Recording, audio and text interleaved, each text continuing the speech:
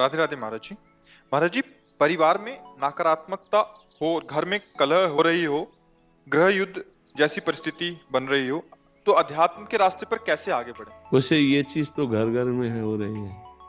मतलब आप या किसी एक घर की ये बात नहीं कर रहे, आप ये सार्वभौम बात कर रहे हैं। क्योंकि जब तक शास्त्र का स्वाध्याय नहीं है और आचरण सद नहीं है, नाम जप नहीं है, दूसरों के प्रति श्रद्धा नहीं है, तो हर घर में कलह है।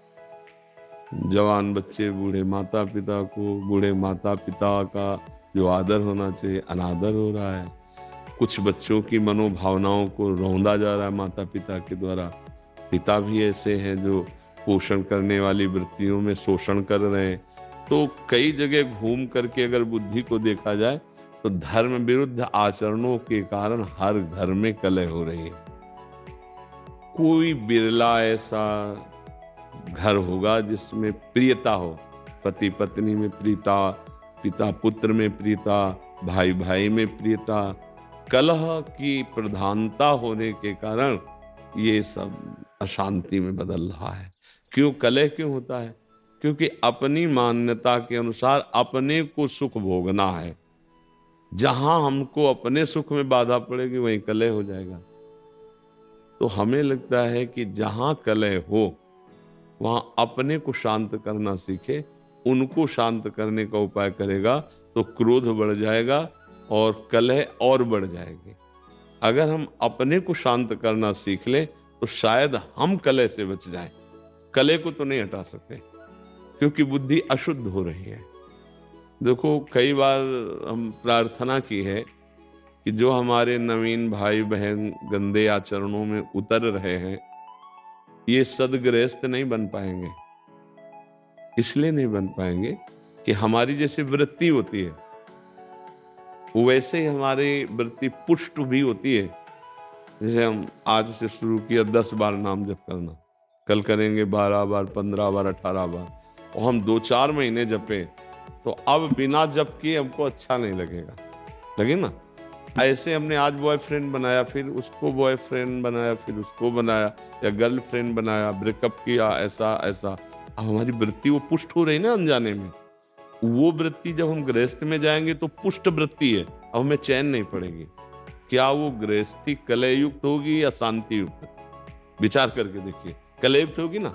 हाँ, अब हमारी मांगे बढ़ गई, हमारी वासनाएं बढ़ गई, हमारी प्रियता एक जगह रही नहीं, तो कलह तो होगा ही, अशांति तो होगी। अब नए बच्चे हैं, अब उनको अर्थ चाहिए, पिता की इतनी सामर्थ्य नहीं है, फिर वो गलत मार्गों में उतर जाएंगे क्योंकि उनको नशा चाहिए, उनको व्यभिचार चाहिए, उनको ये दिखाना है कि हम तुमसे कम नहीं हैं, हम भी किसी। बस ये सब जो बाहरी मान्यताएं हैं, ये हर घर में कलह हो रही। हर घर में कोई वही बकाया है जो थोड़ा धर्म से चलता है, नाम जप करता है और संतों का सत्संग सुनता है, स्वाध्याय करता है, वही बच सकता है। नहीं, हम हर घर का मतलब यहां भी हर घर में कलह हो रही, यहां भी कलह हो रही। मन घसीट रहा है भोगों की तरफ, इधर उधर उधर। कितनी अशांति पैदा की हुई। जरा देखो आप, मान लो आप विवेकवान हैं, बुद्धिमान हैं, तो आप अंदर विचार करके देखिए, क्या शांत है? क्या इस घर में कलह नहीं हो रही? ये क्या कलह शून्य हो गया है? अगर कलह शून्य हो गया है तो आनंद में मगन हो जाना चाहिए। कलह शून्य का मतलब न सोचति न कांक्षति, समा सर्वेषु भूतेषु मद भक्तिम लभते पराम। न कोई अब सोच है, न कोई चाह रह गई, तृप्त हो गया है, आनंद मगन हो। ऐसा ना इस घर में है और न बाहर है। जब तक धर्म से नहीं चला जाएगा, भगवदाश्रय, नाम जप और शरीर भी पवित्र आचरण वाला, शरीर का बड़ा प्रभाव पड़ता है। देखो, अगर हमारा शरीर अपवित्र रहेगा तो हमारी इंद्रियां और मन अपवित्र रहेंगे। इंद्रियां मन अपवित्र रहेंगे तो हमारे विचार गंदे रहेंगे, अपवित्र रहेंगे। अब जब विचार गंदे, मन गंदा, इंद्रिया गंदी, शरीर अपवित्र, तो शांति किसको मिलेगी? सुख किसको मिलेगा? फिर वो क्या, चिड़चिड़ा स्वभाव, कड़ुआ स्वभाव। कुछ ऐसे दृश्य जैसे संसार में देखे ना कि वो लगता है कि ये मनुष्य रूप में राक्षस है।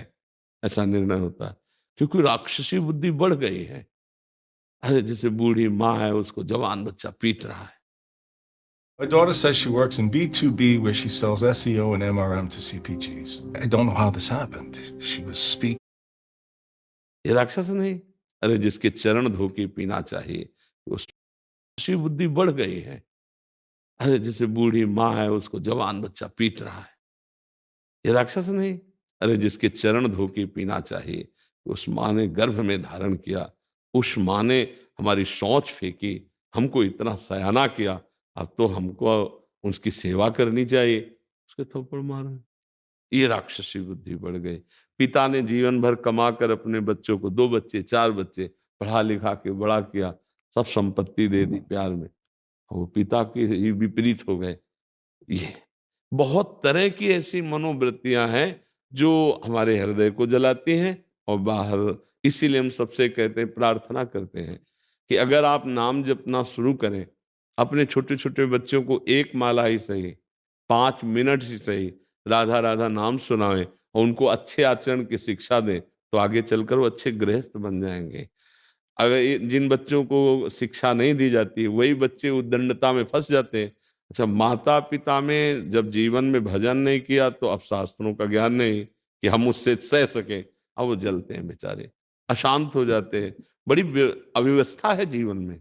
तो जीवन को व्यवस्थित ढंग से चलने के लिए नाम जप और सत शास्त्रों का स्वाध्याय या सत्संग जरूरी है।